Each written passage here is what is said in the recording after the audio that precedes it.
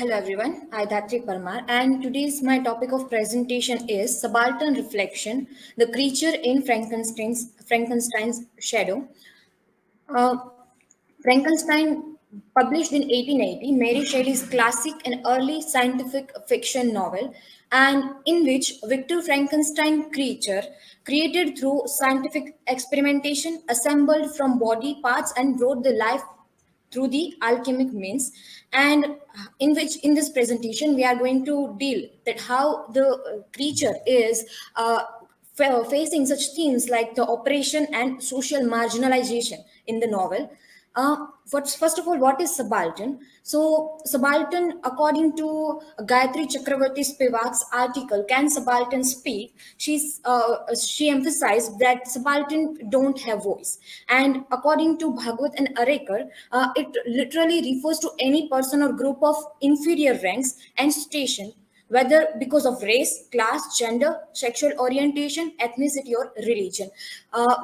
In simple terms, that if people don't have voice, or the people are marginalized or didn't get voice, that are considered as a subaltern people, and in which we are going to compare the creature as subaltern, the creature's otherness as an outsider. So, from the beginning of the novel, Frankenstein is depicting his creature, his first look through these lines that his yellow skin scarcely covered the work of muscles, but their luxuriousness only formed a more horrid contrast. So, he himself is portraying his creature as something that is not acceptable in the society, and that is a main aspect, that creature is facing a kind of a marginalization in the novel, that he is not accepting in the society.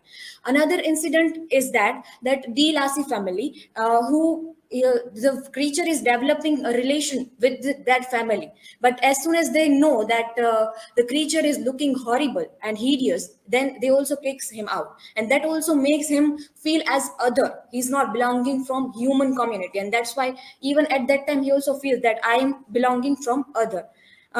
Looking at the power dynamics, then the power Victor is basically a creator of that, and even creature mentioned that according to John Milton's Paradise Lost, that you are my creator, and that's what even reflects in his dialogue, such as "I made you, so I am in charge." So this dialogue is reflecting that how Victor has a power to make this creature, and on the other hand, creature is kind of not able to give a voice, and that's why he said that, "Why did you make me suffer?" So this kind of dialogues is reflecting that how he is feeling isolated and alienated through that. And even Walton perceives the creatures defines him as a savage inhabitant of some undiscovered island. According to that Webster, that he said that these lines are showing that how he showed the creature as other, or as not belonging from a human, or not belonging from a human community.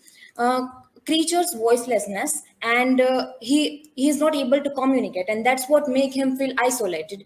And even his looks, so how he is voiceless, even in his dialogues, that "I long for understanding, yet I am voiceless. No sympathy may ever I find, and I am quite alone." So all these dialogues are reflecting that how he is feeling isolated, and he didn't have a voice to give a space. And this they are not getting platform. Even creature is not getting platform to reflect his view. In a novel, we can find that he learns first word is a friend. So basically, he want to be a part of society, but he is not getting that due to his outer look and due to his voicelessness. Creature's narrative, mainly the narration of this is connected with the Victor Frankenstein. Whenever the hideous description of the creature is there, it is from the side of Victor Frankenstein. While we are come across the narrative of creature, then creature, we can start sympathizing with him, with his dialogues and with his description, that he is not getting space. And even while we are getting to that portrayal of while the narrative started from the creature's perspective, that's what even Gayatri Chakravarti Spivak emphasized, that you have to look at the narrative technique of other, so like a creature's narrative technique, and it highlights that Victor Frankenstein's narrative technique is different, and he described creature as a monster. Is on the other hand, creature is not like, he has emotion, he has thoughts, and that's what he reflects when he started narrating the story. uh, and his powerful resistance in the subaltern, that the subaltern people don't have voice, but this long separation makes him that you have to speak, and that long separation which was done by the Victor Frankenstein, that makes him to do the resistance. And this is even this article is reflecting that the transformation of oppressed outcast into a grotesque being is theme taken up and radicalized in Frankenstein. And it also reflects that if the people is long suppressed by the time, by the society, by the people, then at the end he or she will going to be resist against the society, and that's what creature is doing in the novel. The creatures parallel with the Dalit discrimination. So, as creatures experience Frankenstein resemble Dalit discrimination both as rejection due to their physical appearance. Even Dalit people are treating like this kind of a things. Reservation policies are there, but most of the time we look at the reservation policy as something negative aspect, that it cannot be there. So we also have to look at the positive side of the reservation policies and how effectively it worked for Dalit people. It is also a question of a debate. And through the movie, it is primarily about the atrocity and oppression that the state inflicts on the poor and unprivileged. In the essence, in caste, the caste-driven inequality is there in the Jai Bhim movie, which was directed by T.J. Ganwell. And in one article, Manoj Bhagat, a changemaker movie Jai Bhim, stated that the film Jai Bhim has shown a caste-based prejudice is deeply rooted in our society, that still Dalit people are facing a similar kind of a thing in our society, like creature faced in novel Frankenstein. So the conclusion is that the character of the creature in Frankenstein offer a poignant portrayal of societal marginalization. It highlights the danger of exclusion, the power of perception, and importance of fostering empathy and inclusively. Basically, how can we connect literature with a present time? So literature is connected while we are looking at creature. So are we able to find in our society? So similar kind of discrimination is happening with Dalit people, SC, ST people, or other lower caste people. So we can connect it like this, and how we can give a platform to that people, voice to that people, and how we can support that people to came into the line of us. The representation yields valuable insight into broader issue of social marginalization and the consequences of subaltern status in our society. And now we have to look at the what kind of subaltern is living with us. So how can we give space to that kind of a people in real life? So that was the conclusion of this slide. Here are the references, and thank you. Now, if you have any question, feel free to ask.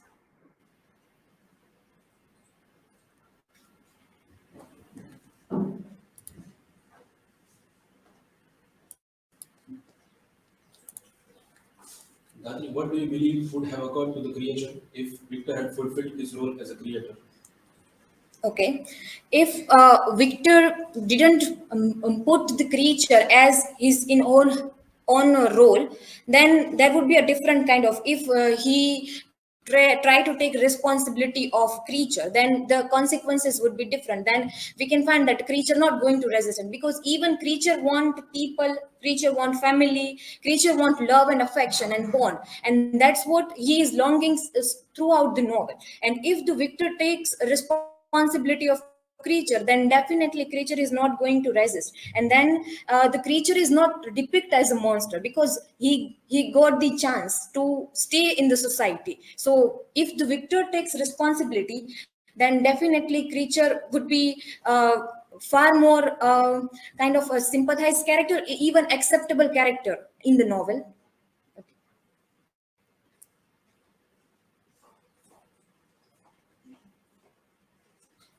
Dhatri, you described that creature is isolated. So, do you think if the creature had a companion, like he requested, he would not be violent monster and live peacefully like he promised?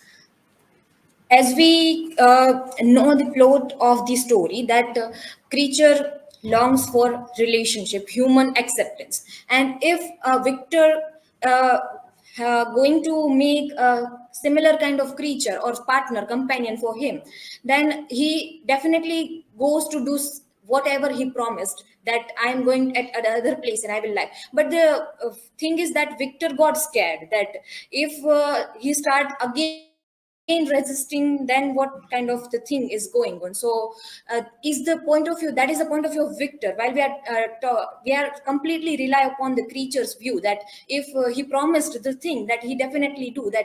Even with the D Lassie family, we show that how he helped that family and he tried to be the part of that family. So if he got the companion, then he surely goes away from the life of the Victor and started his life there. So that could be consequences. Okay, thank you.